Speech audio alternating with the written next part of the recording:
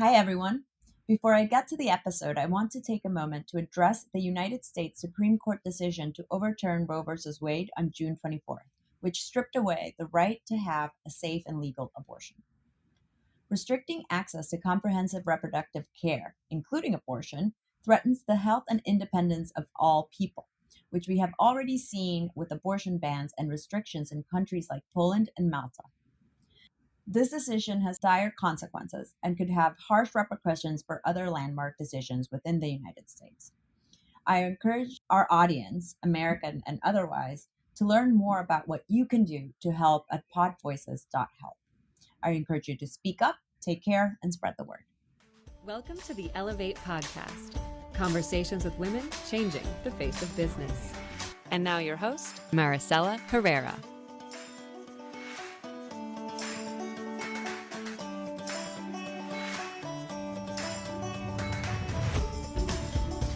Hi, everyone. Welcome to the Ellevate podcast. I'm Maricella Herrera, your host and the CEO of Ellevate Network. And today, in the spirit of continuing to show you some of our humans of Ellevate, some of the people behind the scenes you don't get to know otherwise, I have with me as my guest co-host, Christina Murphy. How are you, Christina? Hi, Maricella. I'm good. So Christina has been part of our team for a while now, and she currently sits in the marketing team and is the voice behind a lot of our communications. Can you share a little bit with the audience about kind of your role and your journey in Ellevate? Yes, definitely. So I started as the customer service person. So you definitely saw my name if you emailed Ellevate, but you probably still see my name now on marketing emails. So you'll always see like signed. I always try to sign the email something fun. So you'll always see like, this is your time, Christina. I am the marketing coordinator and I own all three newsletters. So on Monday, Wednesday, and Friday, if you're subscribed, you'll see something from me in your inbox. It's interesting, you did start as customer service, and this was a few years ago. I remember when we brought you on board. Yours has been one of the interviews where I walk out and I'm like, yep, we don't need to talk to anyone else. I remember I was like, so why are there two L's in L? It's French. Yes. But you did customer service, and I think that that's a huge part of why you do so well with our newsletter and communications, because you got to know our community really well. Yeah. And I like to think of myself as a people person. So I think that doesn't hurt when you're doing customer service for, your full-time job. And then when it moves to a more creative outlet as, in marketing emails, I think that history and customer experience definitely helps. Yeah, it's good. You have that. And you're absolutely a people person. That I have no doubt. So what have you been up to? Tell us a little bit. Kind of what are you enjoying? I know you've recently revamped the newsletters that are going out. So everyone, if you're not receiving our emails, please go to ellevatenetwork.com. That's Ellevate with 2 L's, and sign up for our community. You'll start getting our newsletters. You'll have access to events. You'll have access to content and videos and so much stuff that is helpful when you're, thinking about your career and where you want to go. And you'll get the emails from Christina, particularly the one that I'm really looking forward every week now is the Wednesday emails, which are, fun and give a little bit more context to who we are and what we're doing. What would you want to show people through those? Right. Yeah. We try to make them like you can read it in 2 minutes. It's kind of a snack during your Wednesday. We call it the Ellevate, the weekly Ellevate pick me up. I also call it Welcome to Wednesday because I think that's just like a fun Wednesday is kind of like a dreary day. So I try to make it, a super fun, readable, very quick, what we're doing at Ellevate or just facts about, us as a company or what we're doing inside. So It's very fun and it's very brightly colored. So if you're someone like me who is very, attracted to bright colored things, I think you'll really like it. So give it a read and subscribe. Awesome. Well, Christina, today we're actually going to go to an interview I did with someone that is also very close to the Ellevate family. Her name's Amanda Cotler. She is the director of operations for Axel Lifestyle, a global activewear brand that's disrupting the textile industry with antibacterial fabric. It's actually quite amazing. She sent me a t-shirt when she, you know, heard when we were doing the podcast, and I told her I was training for the marathon, and it doesn't stink, which Wow. is a lot to say when you're running 18 miles. Um, so very, very cool stuff. And Amanda is one of our chapter leaders who are, our ambassadors around the world. And she is fantastic. So I have a great conversation with her. We even do a little bit of improv. Hope you all enjoy it. And we'll see you back after the chat.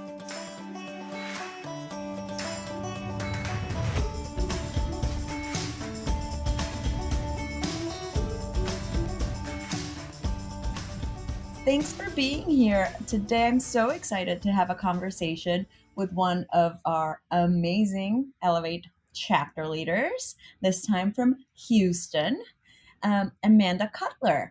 Amanda, how are you? I am doing great. Thank you so much for having me today. I am surviving this 100-degree weather in Houston and staying in air conditioning, which is just feeling like pure bliss right now.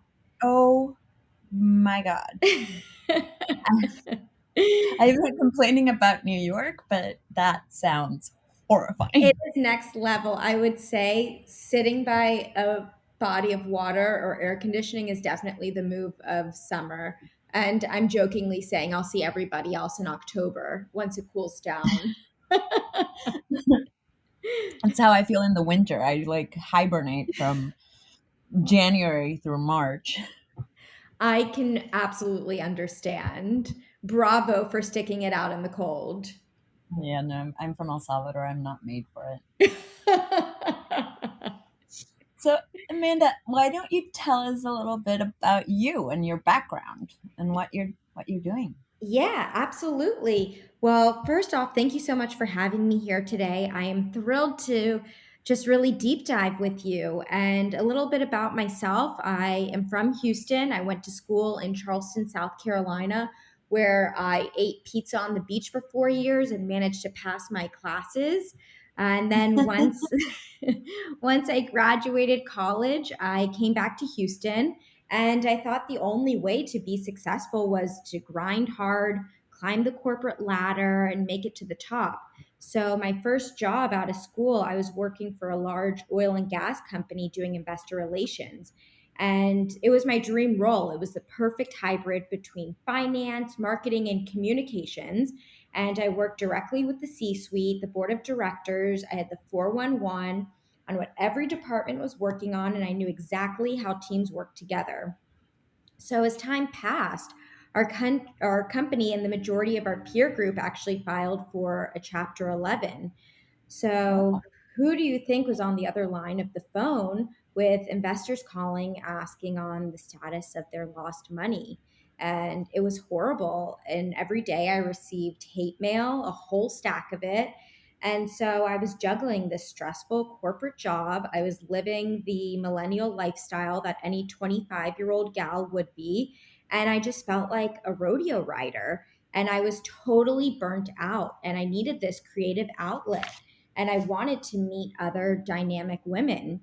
So this is where the fireworks happened, and I found Ellevate, and I was the youngest member to join the chapter leadership team, and here I am 6 years later. And I've met incredible women who are seasoned in their career and have taken me under their sleeves. So while I was also juggling corporate and really deep diving into Ellevate, I met Megan Eddings, who's the founder and CEO of Excel Lifestyle. So our initial lunch led to just goal setting and planning and strategizing, and I can still remember that energy today. So I just started side hustling with her. I really wanted to dive in deeper. And a few months later, Megan actually asked me to be the director of operations and first employee to Excel Lifestyle. And I was floored. I was ready to put in my notice, but I'm pretty analytical and I wanted to make sure the risk was worth leaving my 401k and cushy Mm. corporate life. So I reached out to a few women on the Ellevate chapter leadership team, and they helped me realize, it's safe to jump on a sky rocket ship and leave corporate to join the startup life. So that's when I really realized the traditional 4-year degree, corporate climb, it's not the only way to achieve success and really feel accomplished. So 5 years later, here I am. I resigned from corporate.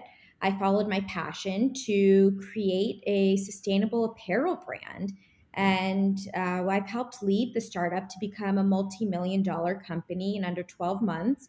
And it's been one of the most rewarding feelings. I mean, the story, it's so amazing. Just hearing you go from oil and gas to now a sustainable brand, just completely, it's like me going from banking to Elevate. But it's just amazing that you took that risk. And all of what you're saying leads me to ask, how did you lean? You're talking about Elevate and how that helped you. How did you lean on the people in your network to help make this decision? That's a great question. And asking for help. I think it's so easy for women, and me specifically, I don't like to ask for help. I got this, don't worry about it. Um, and that's when I had developed these relationships with the women on the team, and I just had one-on-one talks with them. And I said, would you be willing to carve out some time to connect? And they were honest with me, and I really set time out to connect with women, friends, family of experiences. And at the time, not many people in my peer group had left corporate. I mean, I was just a few years out of college, and I only had one friend who was on the entrepreneurial journey. So it was very new, I would say. That's exciting, though. I love the phrase that you use. It's okay to jump on a rocket ship. I kind of want to put it on my wall now. Thank you. And if you want t-shirts printed, I can make that happen for you too. I love that idea. Can we have Elevate somewhere on it? Exactly. Exactly. So, when you were dealing with getting all of these calls from angry investors, how you mentioned burnout, and that's something that I think we keep hearing about constantly, particularly after the last 3 years, and we know that it affects women a lot more. And actually, I've been reading a lot about it, how it also has to do with perfectionism as just as much as imposter syndrome does. And so I was going to ask, how did you deal with that burnout, and how did you manage to like take a step from that? That is a great question. And at the time, it was my first time experiencing that. I was very eager to dive into a new role doing investor relations. And it was very challenging. And what's really stuck with me is living a sustainable life. The have it all mantra for professional women was so last decade. This Mhm. whole workaholic mentality is just a never ending rat race to hit that next raise or get the next title change, or just drive yourself crazy to hit that next milestone and finally get that fulfilled feeling. And today that just has totally changed, and we're focused on living a more sustainable lifestyle. And sustainability is all about making the most of your time without risking burnout. So, some ways to combat that, I would say, is getting comfortable with saying no. I think that's one of the most challenging things for me because I love having a fully booked schedule and calendar and meeting new people and going to the gym and balancing work. But I just think that we need to press pause and we want to feel like superwoman, but let's get real. There are some days that we've left our cape at the dry cleaners, and it's awesome taking one item off the list, but you're immediately flooded with another one. So I would recommend just committing to what you only have time for and the headspace to do, and to focus on efficiency, because it's not about um, how much time we have, but it's how we use that time, and to be fully operational, working at a 10 out of 10 without pure exhaustion. I want to call this episode "I left my cape at the dry cleaner" because that sounds I sounds love like it. how I feel half the time. I agree. I am very much with you. Yeah, the rat race is something that had been so normalized in the last few generations, that I love to hear when I talk to people who are just like, you know what, I redefined success for me. I redefined what that meant. It's not necessarily what it meant for my mom or my parents or my bosses. It's something different. And I love to think about that in the way you're stating it as sustainability, because it's what makes it sustainable for you. Oh my gosh. This is like music to my ears. I don't think you could have said it any more perfectly. Yeah, I always think about that. But in my you know past career, when I came to Elevate, a lot of people would ask me like, "What am I doing?" And I was like, this is how I'm defining success." Like, I if agree. I have the opportunity to work with people I like, do things I love, and make an impact, then why not? I agree. And you never know where it's going to take you.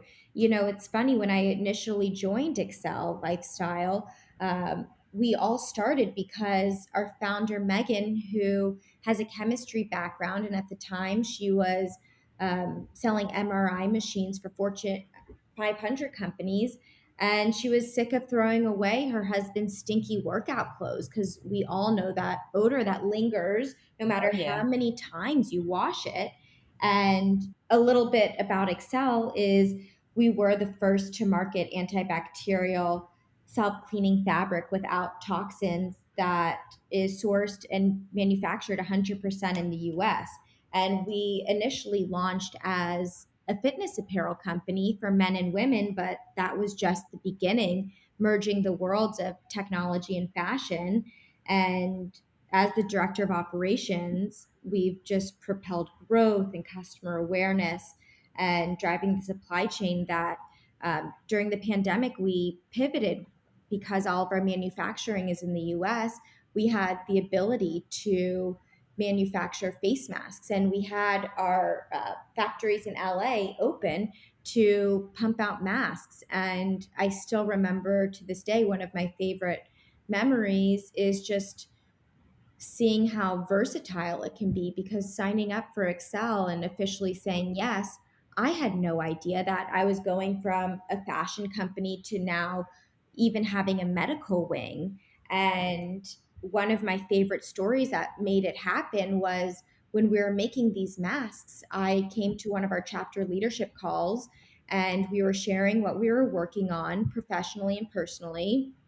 And I told the women that I needed more sewers. I was having trouble with reopening our factory in LA, because at the time the COVID cases were so terrible. This is in March. And one of the gals on the call, Miriam, she said, well, this is a little bit unrelated, but I know the director of supply chain for the US Navy, and their vendor just fell through and they need 50,000 face masks.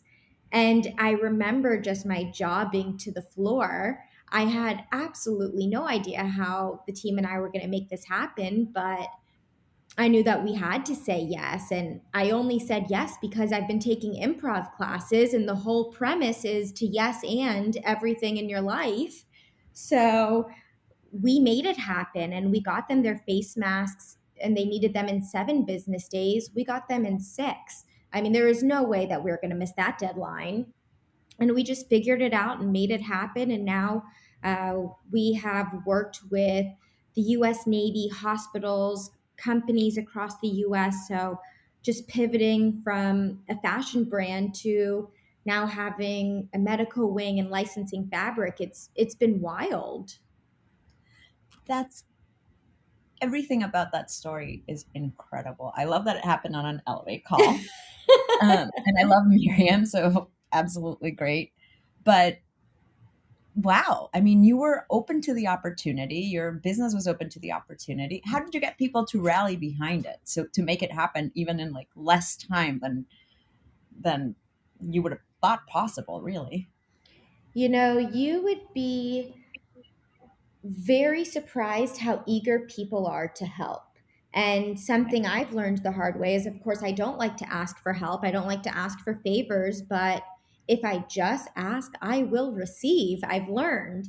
And having great people in your corner, I mean, having great partnerships, having people who are willing to connect you to other people, it's really powerful, and really utilizing that. And people are genuinely want to help you, and people are very kind and generous. So I'm very grateful for that.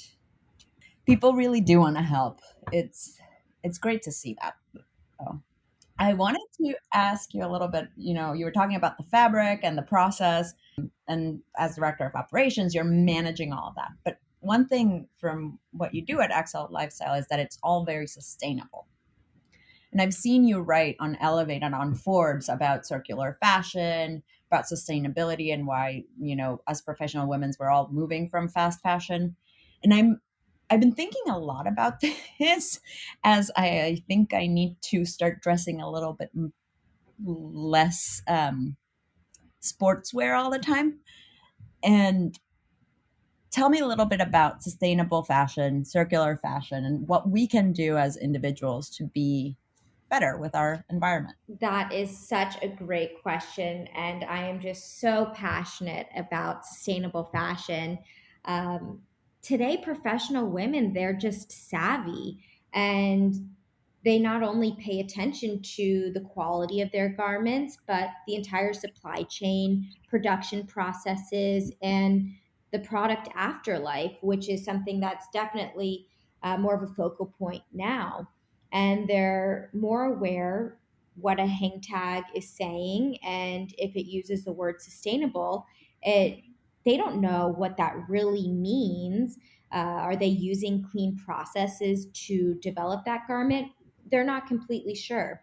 So one of the biggest culprits, I would say, in the fashion industry is what we call fast fashion, and they're clothes that are made cheaply to meet the demands of hot new styles. So, for women to support sustainable fashion, to wear clothes that are meant to last longer, that are going to be made to support the environment and the afterlife of that garment, a few questions that they can ask themselves are, how is this fabric created? Because we all know not all fabrics are created the same. Are they made to last? Is it limiting the amount of fabric waste when they're producing the garment? Are they aware of the environmental impact that the fabric is producing? So, some of the most sustainable materials are natural fibers. So, think cotton, hemp, linen, and any sort of futuristic, innovative fabric. And we're all moving away from these cheap synthetic fabrics. So, think polyester, nylon, spandex, and those are also the ones that are going to hold on to odor the most. So, keep that in mind. I always like to put that in my back pocket in these hot summer months. So, to be more sustainable, I would just pay attention to the brands that you're purchasing from. Are they utilizing transparency? Are they putting all of their information on their website of the processes and what fabrics they're using? Do they really mean it, and do they have the support to prove it? Does the brand take initiatives with the fabrics they're using, and are they committed to ethical and sustainable practices? And is there a place where you can find information on that about brands? Like what you said about, the label, the tags as sustainable, but then you don't really know what that means. I resonate with that so much because I want to buy sustainable. And right now I'm literally on your site because I'm going to start training for the New York City Marathon and I need my new running clothing. And I'm like, ooh, this is it. But it's it's easy to get down in that trap of like, oh, it's so sustainable, it's Mhm. so organic, it should be good. Exactly. Well, that's a great question, and huge congratulations in advance for marathon training. I give you many, many kudos. We'll see if I actually go through with it. But thank you. I'm cheering you on. You got it. I would say my favorite source, it's called the Good on You app.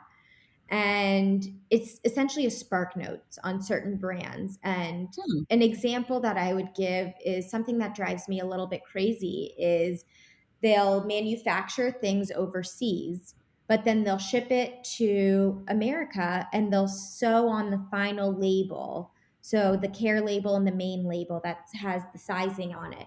And for that reason that they're sewing those in the US, they can say made in the US. So, Really? so it's very interesting of where the garment is actually made, where items are sewn, and the Good on You app does a phenomenal job of deep diving into brands. I am going to check that out. Thank you for that. That's something I never heard of, and I did not know that brands did that, and with that could get away with like produced here. It's absolutely mind-boggling to me. I want to go to something fun because you said you have been taking improv classes. Yes. How has that helped you? I mean, I think I kudos to you on that one. I've been saying I'm going to sign up for improv classes for the last 5 years and I still haven't done it. Well, I will admit it is very scary to dive into. I never thought I'd be doing this. And it was during the pandemic when I needed a fun outlet. I was taking tennis, that kind of fell through. And I knew I wanted to do something. And I ended up watching a masterclass with Sarah Blakely. And she is the founder and CEO of Spanx. And she said she got into Neiman Marcus right off the bat because she was taking improv classes for 2 years. And I immediately started Googling improv theaters here in Houston. And I was so nervous. I ended up calling them and I signed up immediately. And what I've learned is it's helped with communication and connection. You have this overarching theme of being curious and constantly learning, and you get to work in a team environment. I like to say it's the best team sport you could ever sign up for. And just for those viewers who may not know what improv is, it's a form of live theater where the plot, characters, dialogue of a game, scene, or story are made up in that moment and they're drawn to the unexpected. So there's so many benefits that I could rattle on all day of how I've seen it help with business, whether it is on a sales perspective or public speaking or team dynamics. I mean, it's just unbelievable the benefits from it. How do you think I'm curious about team dynamics because I've heard a lot of how it's great for, thinking on your feet because that's kind of what you're doing. But you just called it like did you say the best or most powerful team sport? And I'm very, very curious as to how you think about that. Essentially, if you think about improv, you are on stage, you're listening to somebody from your troupe or class, you're catching on to every word that they're saying and you're reacting, but you're also flowing with them, working together to create this storyline. And it's all about active listening and communicating. So being a member on that stage, you are working hand in hand with this other individual. You have absolutely no idea what's going to come out of their mouth, but you're going to learn to roll with it. And in a team environment, it's maybe you're not seeing eye to eye with somebody on your team. Put on your playful hat and truly listen to what they have to say, and you'll be able to communicate better with them, in my opinion. I think you're right. If you're actively listening and like you said, you have to say yes, and and build on their ideas. I think it's much more powerful. Exactly. And it's a matter of when you yes and it, you may not necessarily be agreeing, but you're accepting, I hear what you're saying, and let's work together on X, Y, and Z. So I just think it's such a powerful source that any team could do I love that. together. I think it could be like a very actually a very powerful team exercise if you think about it. I couldn't agree more. So what if I told you, Amanda, there's aliens starting to invade New York? Then we're going to come up with a whole plot on, we all thought that aliens were too snobby for America and they never wanted to come, but now they've accepted that we have the best air conditioning around, so they need a new change of scenery. Thank you for entertaining my silliness. Thank you for indulging and playing with me. So in the past few months, we're coming into a recession. Last few years, we were coming into COVID, or not coming, surviving COVID. Yeah, Um, exactly. what What are some of the questions you've asked yourself as you're making difficult decisions? That's a really, really great question. And I would say staying true to your roots and values. I think, on a business perspective, especially in the apparel space, as an example, or any sort of brand, collaboration is key. But I know that I have to make the tough decision on when to scale back and stay true to our values. So it's being very mindful of staying true to our roots and values. And it's hard making those decisions. It really is, because, it could do X, Y, and Z for your company and take you to the next level. But at the end of the day, I couldn't put my head down at night knowing that, for instance, I partnered up with a company who does not support ethical manufacturing and, has sweatshop workers, or anything along those lines. It's really important to be mindful of what is it that my company stands for, and how can I work together with the right partner, and being selective of who you are truly working with. And it's what you're saying, right? Like you said it perfectly, like values as your decision making guidepost. Exactly. Yeah, we deal with that a lot, at Ellevate, with using our voice when things come up, uh, like the overturn of Roe versus Wade or other things that are more political in nature. But I think of it the same way you think about this, which is we have a responsibility. What are the values that we're living by? And that's it. Exactly. I don't think I could have said it perfectly. We're on the same wavelength. Well, before we go, I'm gonna go into the lightning round. Well, actually, before we go into the lightning round, anything else you want me to ask you that I haven't asked you, or that you want to plug or cover? Great question. Honestly, I feel like we have covered a lot. Yeah. So We've I, gone. I feel pretty good. Okay, cool. So then we're gonna go into the lightning round. I'm gonna ask some questions, and you have to answer in one sentence or less, which will be easy for you with your improv chops. Perfect. Challenge accepted. Favorite day of the week? Saturday, because that includes sleeping in and hitting my back to back spin and boxing class. Oh wow, I'm exhausted just hearing about those details. Dream dinner guest? Sarah Blakely. Yeah, she's great. Favorite recent read? Ooh, Obsessed by Emily Hayward. Oh, I haven't checked that out. Top self care practice, and you can't say spinning and boxing. Okay, I'll give you another one. I would say disconnecting from my phone to be present, but I would say a good runner up is 10 hours of sleep. I wish I could do that. What's your secret to getting like a solid sleep? I will wear myself out like crazy during the day. And then by the time it's nighttime, I will go to sleep for 10 hours straight. Wow, that's nice. It's incredible. I couldn't ask for anything better. And finally, what's one question or thought you want to leave with our listeners today? Ooh, that's a great one.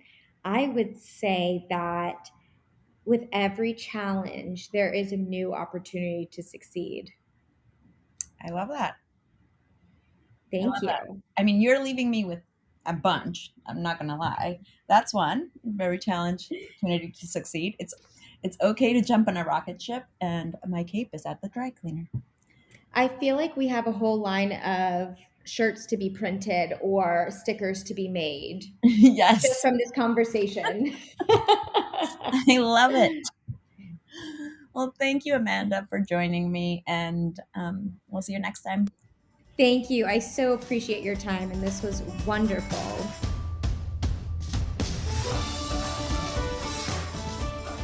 What did you think?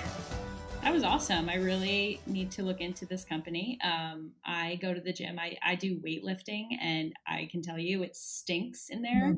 Mhm. Um, as probably one of the only women in there, it really stinks. So I should either give it out to the men in my gym or give it to myself because that is awesome. Yeah, they're very cool. And I think Amanda has a great story of kind of how her career evolved. And she's just so bubbly. I really liked her. I had so much fun doing that interview. So I hope you enjoyed it as much as I did. Shout out to her. Just producer Megan here. Just want to come in to say that I have worked with Amanda for years now. Absolutely adore her. Like one of the nicest people in the entire world. And I worked with her all the way back when she was submitting articles and I was editing articles. She is just the sweetest. She also sent me a shirt. And when we got this scheduled, I was like, yes, I love her. Yeah, she's So amazing. yeah. And she's super smart. So check out her content. There's a lot of her articles on the Ellevate side. And if you want to meet other people like Amanda, join us for one of our roundtables. We do these every week. We always talk about them here. And the ones coming up Tuesdays at 1 p.m., that's the executive roundtable. I'm there every week, so come see me. We're going to be talking about best practices for a gender inclusive workplace. Our rising leaders, who meet on Thursdays at noon, will be talking about how to find and develop mentor relationships. Our entrepreneurs, Thursdays at 4 p.m. Eastern, will be talking about data as storytelling. I feel like I should go to that. And our Women Seeking Confidence Roundtable, which is once a month, this time they'll be talking about managing people's expectations. You thinking of checking any of these out, Christina? Oh yeah, rising leaders. I feel like I need to make space every single week on Thursdays at 12 to be there because there's always something. There's always something really interesting going on, whether it's the topic or in the breakout room, and I just love meeting our members. The rising leaders, there's this energy about it that I highly recommend everyone to come. So I don't know if you know, Christina, but every week we talk about some good news. This is our History Maker segment where we cheer on women who are making strides, making news. I do not want to say breaking the glass ceiling, but they're breaking the glass ceiling.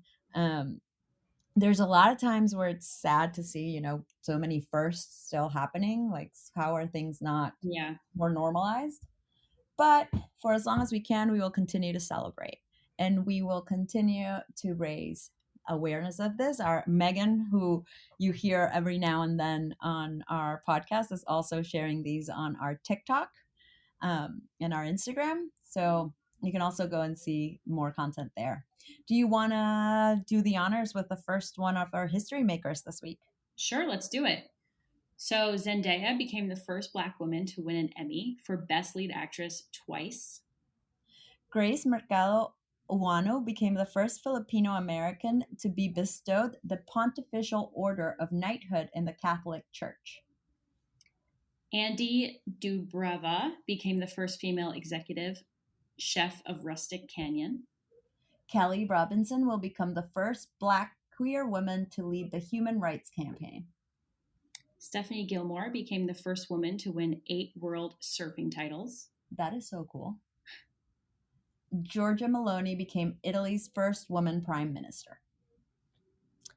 So congratulations, those are our firsts. Amazing. Stephanie Gilmore sounds so cool. If there's one thing I wish I had learned when I was younger was how to surf. Yeah, that would be a very, very awesome sport to know how to do. Yeah. I barely know how to run. So anyway, well, thanks for hanging out with us today. Christina, thanks for being here. I know you'll be here next week as well. So we'll get to talking more, and our listeners will get to know you a little bit more. Next week, we have Lynn Wooden. She is the first Black president of Simmons University and the co-author of The Prepared Leader, which she wrote with Erica James. She's one of her friends that met, doing their during grad school, I believe, and they both are academics. And I will tell you, I had such a great conversation with Lynn. I'm her number one fan. And then I realized just last week that Lynn and Erica are also on the Brene Brown podcast. So for those of you who have heard my obsession with Brene Brown, it was a big moment for me. A little fangirl moment. A little fangirl moment. I'm like, I know that person. It's happened a couple of times with some of Brene Brown's guests, and it always makes me smile. Anyway, Lynn is amazing, and we talk tons of stuff about leading in crisis, about diversity, equity, and inclusion, how to create change in the world. I thoroughly enjoyed it and hope you all do too. See you here next week. Thanks so much for listening to Ellevate. If you like what you hear, help a girl out. Subscribe to the Ellevate podcast on iTunes, give us 5 stars, and share your review. Also, don't forget to follow us on Twitter at EllevateNTWK, that's Ellevate Network, and become a member. You can learn all about membership and all the great things that Ellevate Network is doing at our website, www.ellevatenetwork.com. That's ELLEVATE network.com. And special thanks to our producer, Catherine Heller. She rocks. And to our voiceover artist, Rachel Griesinger. Thanks so much, and join us next week.